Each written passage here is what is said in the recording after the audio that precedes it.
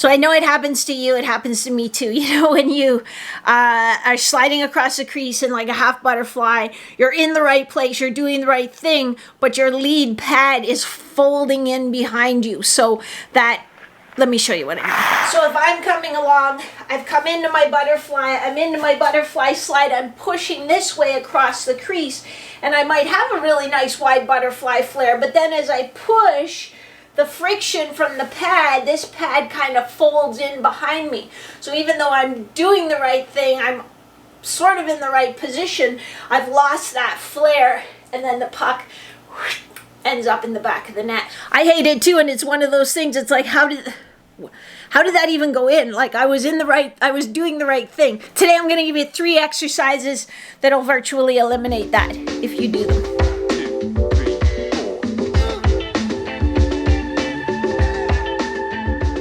It happens because you're training for, maybe you're not even training at all. So no, that's number 1. Number 2 is that you're training maybe for flexibility. So you're training to get a wide butterfly flare with stretches, but you're not doing anything to develop strength in that end range. So you have no control. So really you have this range of motion, but you can't maintain it. You're not strong in that position. So then as you slide across and the friction between your pad and the ice is there, it's going to fold in behind you because you have no control. So that's what we're going to fix today. We're going to fix that strength in the outer range. I'm not saying you're not strong, you just aren't strong in that way, in the way you need it to hold a wide butterfly flare. So let's get started. And while I'm setting up here, you hit the subscribe button so you know about new videos before anyone else. Actually, you have to hit subscribe and then hit the bell, and then you know about it before anyone else. While you're at it, why don't you hit the like button, because what's not to like?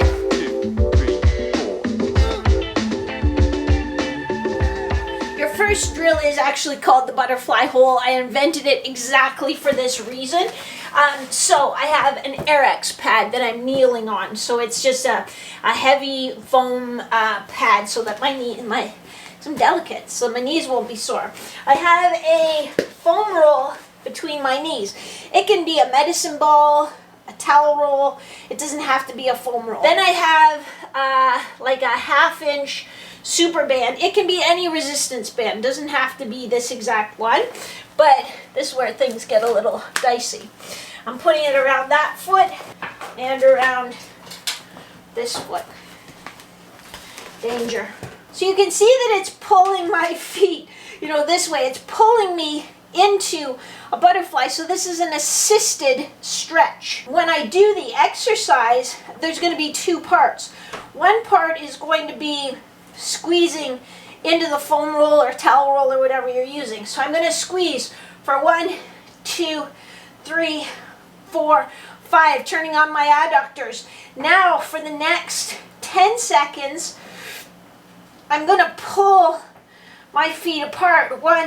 So using the muscles inside my hip, the band is pulling, but I'm also turning on those muscles. 2, 3, 4, 5, 6, 7, 8, 9, 10. Now I'll squeeze 1, 2, 3, 4, 5, and then pull my feet apart. 1, 2 for 10 seconds. Now notice how I'm staying nice and tall in my hips, so I'm not sitting down as I do that. Now I don't mind if you get a little bit of that forward torso angle. I keep falling over because the band's pulling me, but you can have a bit of your forward torso angle, that's fine, but don't sit back in your hips. So we would do about 4 to 5 repetitions like that. 5-second push, 10-second pull apart. Sometimes we do another variation where we just let the band kind of passively pull, but let's go with this version for today because we want to get some pretty dramatic results. You will probably have to look at this one a couple times to figure out what the heck is going on. But basically, I've set up again, just Airex pad under my knee so my knee's cushioned. I'm keeping my pelvis pointing straight ahead. So that's my flare. I could back way in here and it's like, oh wow, yeah, that's way better, that's flatter. But my pelvis is actually aiming this way now, so I'm not doing anything at my hip. I'm really just kind of turning my body. So I want to find a position where my pelvis is square, pointing straight ahead. My foot is on the wall, and that's about the extent of my hip internal rotation. I feel a stretch. I don't feel any pain or discomfort. So now what I'll do is I'm going to do an isometric hold. So I'm going to keep my pelvis here. I'm not going to let it turn, but I'm going to try to lift my foot off the wall. So you can see, you'll have to watch because I'm at my end range or almost at my end range. I'm not going to get a lot of distance, but here I'm strong, I'm stable in my torso. Now I'm trying to lift my foot off the wall by rotating my thigh. So I'm going to start with a 5-second hold.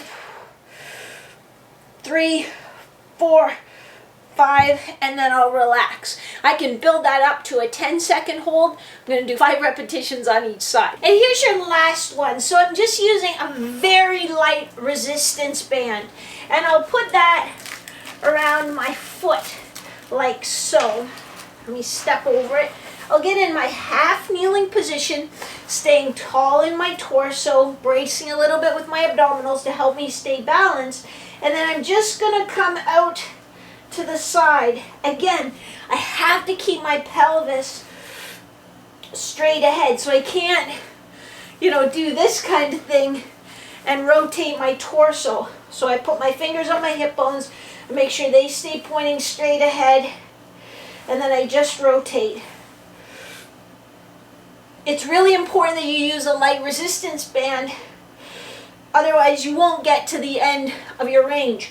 You'll notice I'm just pausing for about a 2 count at the end so that I have that control. I don't want to just, passively go through that end range. I want to get there, pause, and then control it down. And one should also notice, and this is a way you can tell if maybe this exercise you're not quite ready for it yet, or you're using too heavy a resistance.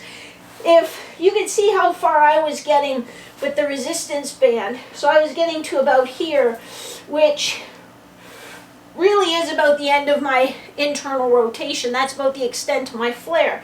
Let's say I was only getting to here on the exercise, but when I tried the same movement without the resistance, I could get way out here. That's telling me that, hey, I'm either using a band that's too heavy for me, or I'm just not ready to do that exercise. I haven't built enough strength in that outer range. And then all you do is step back and work a little more on your butterfly hold and your they're not really, I guess they're iso holds, but they're passive range lift-offs. With your foot on the wall. So it really makes no difference how wide your flare is if you don't have that control. Whenever you move, your leg just folds in behind you again. So those are 3 exercises that will help you specifically master that control. If you just are like, I don't even have a wide butterfly flare, you can go to your app store, search Butterfly Challenge, and I got a bonus for you. It's a free 14-day flexibility program working specifically at improving your butterfly flare, so that's a great place to start. Now it's your turn. I'm interested in what you think. I have my own opinions. I'll share them later. Some of you know them, but I'm interested in what you think. Do you think it's more important for a goalie to have a wide butterfly flare or to be able to get deeper in the splits? Leave your comment below. Otherwise, don't forget to like. This is Maria from GoalieTrainingPro.com. I will catch you next time. Whoosh.